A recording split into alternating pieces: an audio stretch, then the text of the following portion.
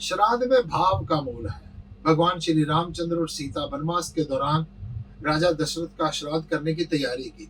सीता जी ने और राम जी ने जो जो प्राप्त सामग्री थी इकट्ठी कर ली। जब ब्राह्मणों ने आकर भोजन ग्रहण करना शुरू किया तो जानकी जी चली गई। भगवान श्री रामचंद्र ने देखा कि जानकी ने मेरे साथ सारी तैयारी करवा दी है, लेकिन अब जानकी कहाँ है, नजर नहीं आई।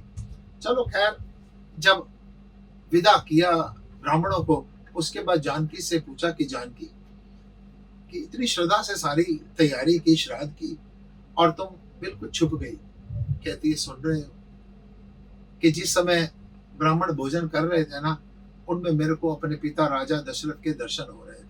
मैंने विचार किया कि मैं जीते जी तो अपने पिता ससुर को कोई सुख दे नहीं पाई, लेकिन उनकी मृत्यु के बाद आज श्राद्ध के दिन भी जब वो मेरे को इस दशा में देखेंगे ना, बनवासी की दशा में, मेरे पैर फटे हुए, नंगे पांव, और ये चीथड़ों में मेरे को देखेंगे ना, बाल मेरे उलझे हुए देखेंगे ना, मैं उनको सुख नहीं दे पाऊंगी।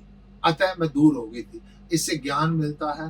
पहली बात भाव, दूसरी बात मन में क्या आया कि पिता अगर मेरे को इस दूर दशा में देखेंगे तो खुश नहीं होंगे। यानी पितृ आपको किस दशा में देखना चाहते हैं? पितृ आपको बड़ी खुश खुश देखना चाहते हैं। पितृ ये नहीं चाहते कि आप उदास हो।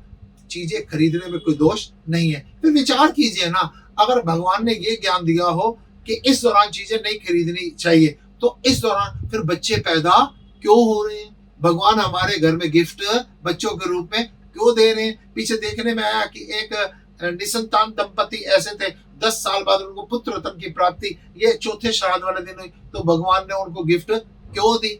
इससे भगवान ज्ञान दे रहे हैं, जब मैं तुम्हारे को गिफ्ट दे रहा हूं तो आप भी कुछ भी खरीदे, मेरे को खुशहाल और हमेशा खुशहाल दिखाई देने चाहिए। ये पितरों का आशीर्वाद होता है।